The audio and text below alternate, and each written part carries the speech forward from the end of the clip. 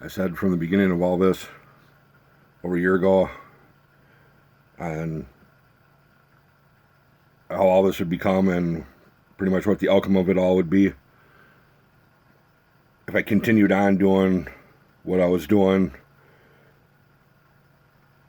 me as a parent, I mean, not being able to see my kid since she was 1.5 years old, and she's 19 now, and all the effort and time and energy and everything I've done by the book, that you're supposed to do it with the courts on filing papers, so on and so forth, done it, did it, been there.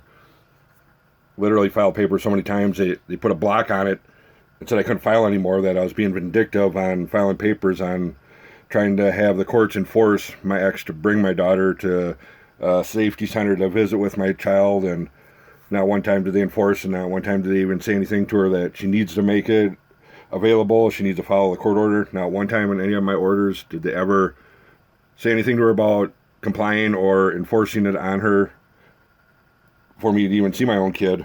But after so many times of filing and bringing it up, like, you know, what the fuck, kinda, judge wound up did put a block on the case and said I had to write him a letter from that point on describing whatever significant changes, yada yada yada, and send him a letter, and he'd send me one back in regards to if I had grounds or not to file papers. That's what it boiled down on that. Any parent, you know, find this out about their kid and what your kid's been around and living with. I mean, a convicted child molester that was molesting his own kid, and what you had to endure and go through to try and see your kid from the beginning of all this, and it went on so long of going through the courts and they did nothing. It shows how Dakota County just disregards stuff. They do what they want, and there's not really much you can do about it, and it's the way it is, you know, it's right or wrong, and then there's judge's discretion, and judge's discretion is like, well, this is what I want to do, so this is what I want to do, and that's what an order is. So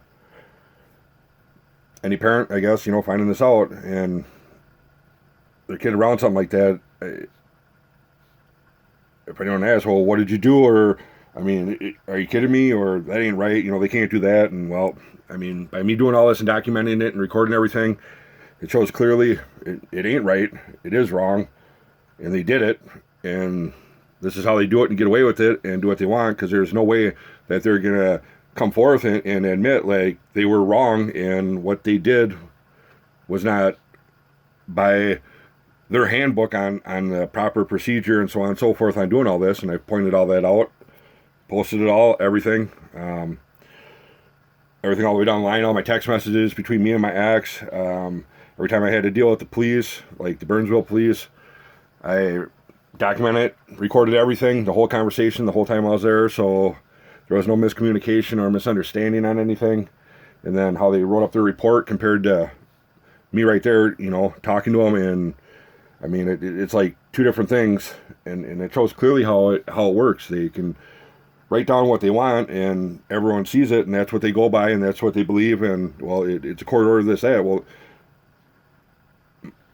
my way around all that is make everything transparent. There's no miscommunication. There's no he said, she said, and just make everything straight clear. I mean, with this and recording it, everything, and my conversations with them, I mean, there's no misunderstanding and everything's straight up and forthcoming. So anyways, I got a call from the Lakeville cop, and so I did call him back like Monday or Tuesday or whatever it was the last week, and Friday I get this letter in the mail. This was my conversation with them. Hello? Hi, man. Yeah. Hi, it's Russ Elmert, Detective Lakeville. Thank you for taking my call. Yeah, the reason I'm calling you is in regards to a bunch of letters or mailings. I wouldn't call them letters, mailings that you sent to various people in Lakeville. I mean, you guys already called me like 2 months ago about this.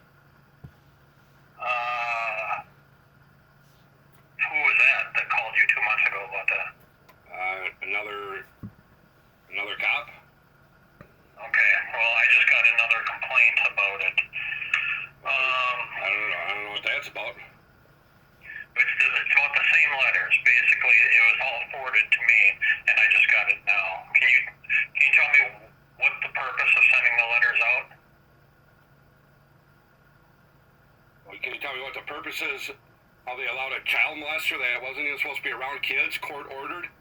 and after I found out, I questioned them about it, and they just don't want to do nothing about it. I mean... Okay, who doesn't want to do anything about it? The probation officer, or even the county attorney, or I dealt with every single I've been dealing with this for almost 2 years now, non-stop, and now it's festering to charges and all this shit on me because they're in the wrong, and it's a solid fact. I mean, I got a copy of his court orders, his judge's orders that ordered exactly everything, and this guy is not supposed to be around any kids under 16. And then they allow... Huh? Understandable. And then they allow my kid to live under the same roof as him? I mean, should someone have to go through so much to deal with it, or should they just be able to call them and question them about it and deal with it? You know what I mean? Yep, I understand what you're saying. Well, what else? What am I? I'll be honest, I was sent a report from, it was the Hastings Police Department, so it's my understanding it's being sent to, what's it, the St. Paul Police Department to investigate what you're discussing. Right. Which would be an appropriate step to report it to the actual agency where the crime occurred. Well, probation's aware of it, and when I brought it to their attention, like, every excuse they came up with, I showed them solid fact against it, and then all of a sudden they don't want to say nothing. You know, I mean, like, what are you supposed to do? I mean... understandable, yeah. Well, if they ain't going to do their job like they're supposed to, I mean, what can you do? I mean... Understandable, yeah. You're talking about someone that was... years ago, right? You're talking about someone who molested his own kid with a dildo and shit, and then he put my kid in the same house as him when it was court-ordered him not to be around any kids. Yeah, that's a scary situation. Fuck yeah, it is. And then I find out about it, and then they want to just ignore me and blow it off. I mean, I went and paid like $300 some, got a copy of all his records, so I know exactly what the court orders were. I mean, it's ridiculous. Well, it looks like now you've finally reported it to an agency that can actually investigate it. So, man, I shouldn't have had to went through all this. When I found out, because it was hidden from me, I called the probation right away, and then all the way down the line. Like, they're all aware of it. They all know it's... And they did nothing. Nothing. That's very important. Oh, man. Well, can I briefly discuss these letters? Like, how many letters can you send? In case this comes up again, can I say that you only sent out one group of letters, or a bunch of, or two groups of letters, or I don't know. hundreds? Man, I'm just trying to deal with my problem, and the shit should have never even went this far to, you know what I mean? Yep, I totally understand. Well, if they would have done, let's deal with the problem at hand, but they didn't even want to do that. Yep. I know I'm right. I got a copy of all the reports. I mean, that's all I wanted to do. When I found out, I called and I questioned about it. And then it was nothing but call this person, call that person, and then it was lies, and then they wouldn't say nothing. I mean, when you find out something, you should be able to just call them and ask them about it, you know what I mean? I would think so. You would? I mean, to a degree, yes. Just make sure you don't get yourself into trouble. I'm talking, you know how many times I've called? Huh, man. Ridiculous amount of times. And everything, it was another excuse. And then when I showed him, you're lying, you're lying. Now, finally, I got a copy of his court orders that were signed by judges. So now I know exactly what it is. I mean, they're 100% in the wrong, and they should have never allowed him to be around any kids. And they allowed him to live with my kid. Yeah, that's a scary situation. You're damn right it is. And then to treat me like that on top of it? I mean, come on. This is ridiculous. Beyond ridiculous. Beyond ridiculous. But, I mean, Matt, the one thing I need to point out, you are aware that there is a restraining order against you by Mr. Mark Mehl. No, there's not. No, there ain't. Yep, it was served via publication after the Ramsey County Sheriff's Department was unable to locate you. You got to be shitting me because he just served me papers. That's a lie. No, it was... The order for publication was signed by the judge on November 4th, and affidavit of publication was dated November 10th, 2002. They never ever tried to deliver anything to me. That's a lie. And at this point, you got to understand, I was just in court November 2nd when Jeffrey Watney tried to modify his restraining order. Yeah, so I can't talk about it or post anything. So he took me to court, and I went to court on November 2nd. So now they're trying to claim on November 4th they did it by publication, which they already claimed they already tried to deliver them to me, and they were unsuccessful. So then they did it by publication. So this order was already signed. They were trying to hand it to me or deliver it to me or get a hold of me to get it delivered prior to the point where I even went to court on November 2nd. So when I went to court on November 2nd, they actually handed me the final copies of the ones that Jeffrey Watney filed on me. You figure at that time they could have wound up giving me the ones apparently that if Mark Mehl did it. Okay. That's straight lie. So they just do it and then they do it like that, like I'm never gonna know about it, and then just give them a restraint. That's bullshit. Okay. This is the first I'm hearing about it. Are you living at 330 Burnett Street, West St. Paul? Yeah. Okay. That's the current address. Is that your mother's address? Right. Okay. I mean, a sheriff just gave me papers just the other day, so I mean, there's no problem why none could have ever been delivered to my house to me at all, period. I just got a sheriff came to my house and delivered papers just the other day. Do you know what county that was? What county sheriff? Dakota County. Okay. It was Matt Shepard that delivered them.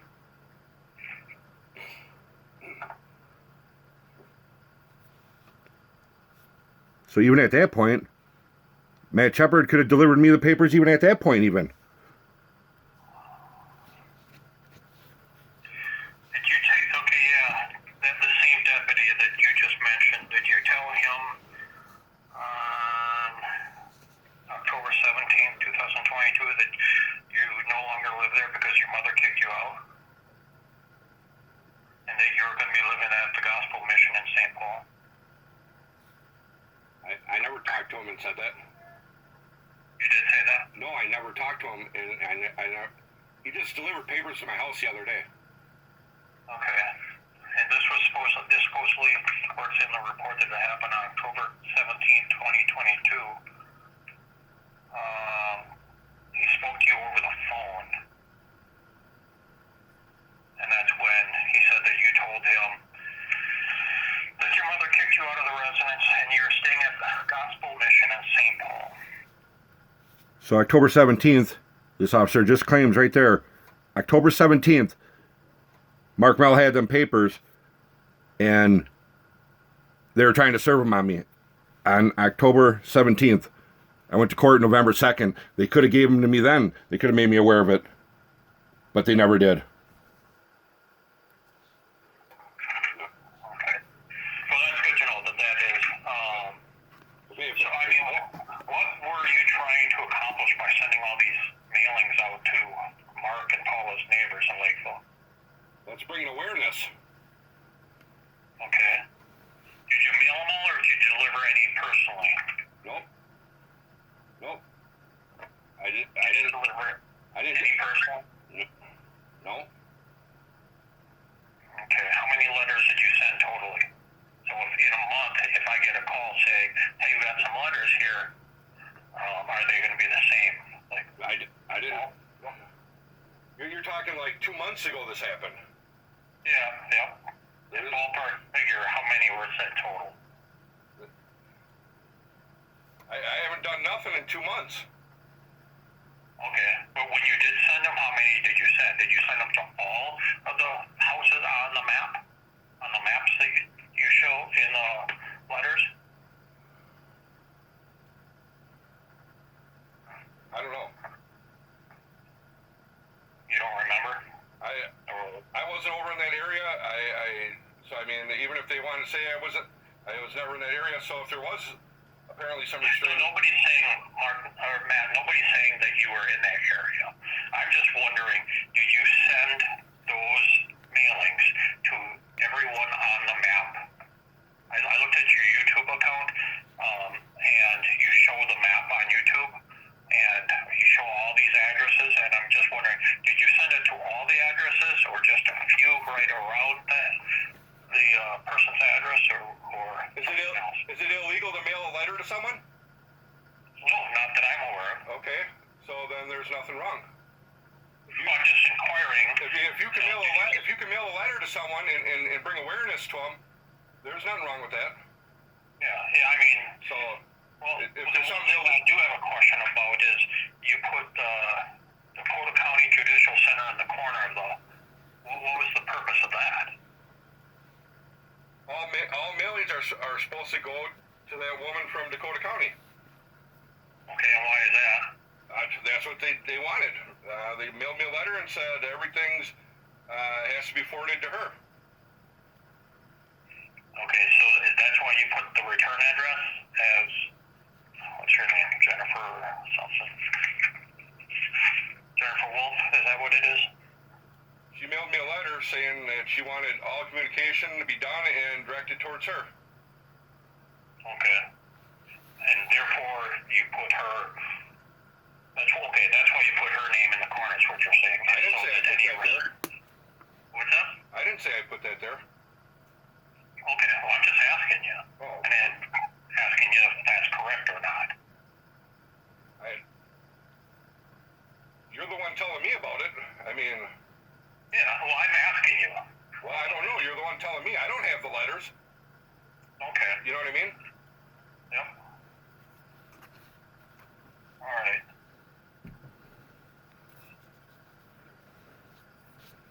So, are you going to be sending any other letters out? Obviously, you just told me there's a restraining order, this and that, so now I'm aware of that. Now, obviously, there's nothing I can do. Okay. I mean, now that I'm aware of that. All right. And you're aware that, I mean, you can't go near Mr. Mehl's residence. You're aware of that? Well, I'm pretty, now I am. Okay. That's good. I don't know why they never sent me nothing, I mean, that's pretty fucking messed up.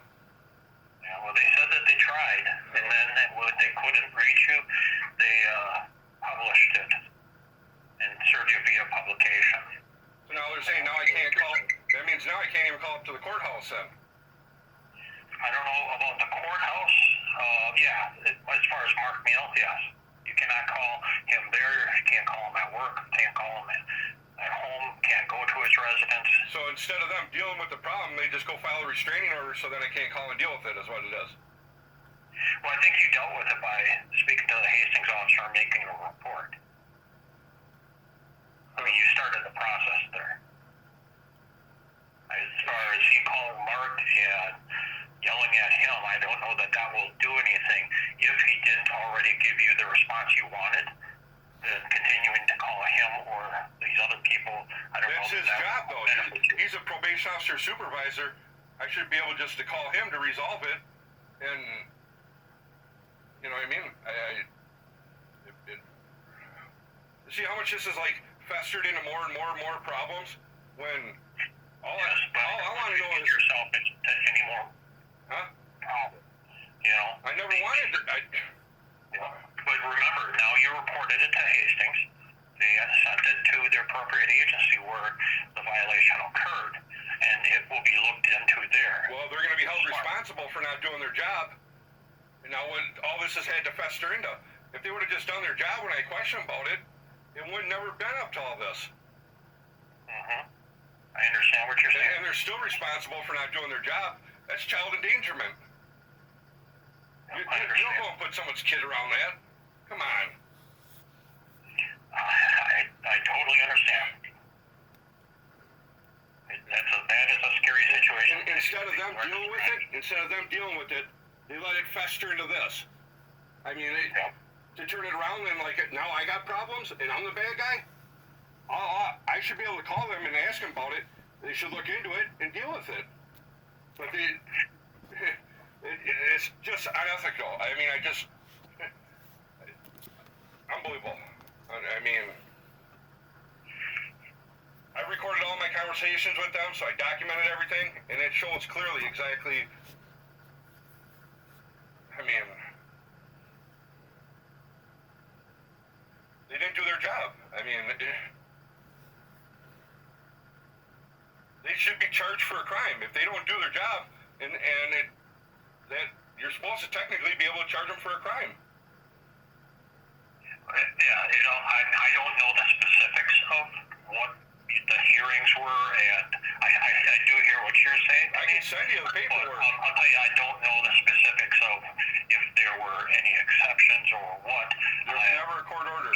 There was never I know that there was no court order. File around a child is a scary situation. There was no court order that gave probation never had no reason or no grounds to give any permission. Last time he went to court and the judge ordered it, no contact. Bottom line, no contact. They wanted it written to have probation could give permission, blah blah, and the judge still did not write it that way. The judge wrote it, no contact. Okay. Dakota County Probation wanted it written that way, and the judge still ordered no contact. They never had no permission to give any approval. Never ever did they ever have a court order giving them permission to do it. Never. I'll be honest, I don't know what probation's authority is. They don't have authority over a judge's order. I know that. I don't know. I know what you're telling me. I can give you the paperwork. I don't need the paperwork because it's not pertinent to either my city or me as an investigator. But I do understand what you're saying, and I sympathize with what you're going through. But, I would just stress that, I plead to you that don't get yourself into any more trouble over this. I never, ever wanted to do anything. All I wanted was to resolve, why was I never informed when I should have been? Why are you guys doing approval to put this person around him? Can I tell you that you're breaking up, so I'm catching about every other word that you're saying here. I don't know if you're in a bad location or what, but... I don't know what else I can do. I mean, if they can't be held as responsible for their job and what they're doing, what am I supposed to do? Who am I supposed to go to? I mean, who holds them responsible? You took the first step. Calling all these people will not benefit you. If you want to report it to the law enforcement authority where it actually happened. So he said report it to the law authority where it happened. This guy's a Lakeville cop calling me about letters I mailed to Lakeville to Mark Mehl and Paula Pletsch, which is in Lakeville. But he sends me a citation in the mail for a violation for making phone calls to Mark Mehl's work and leaving a voicemail. He works in West St. Paul at the West St. Paul courthouse.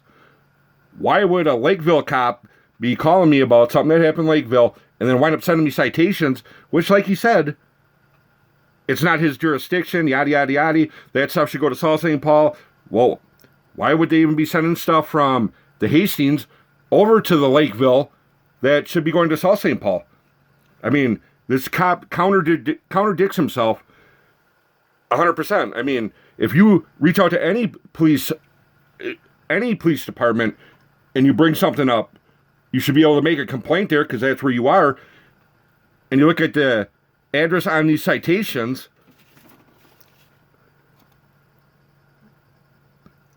it's got Mark Mehl's address as where it happened. I called the West St. Paul courthouse where he works. That's where I called. It didn't happen at Mark Mehl's house. It didn't happen in Lakeville.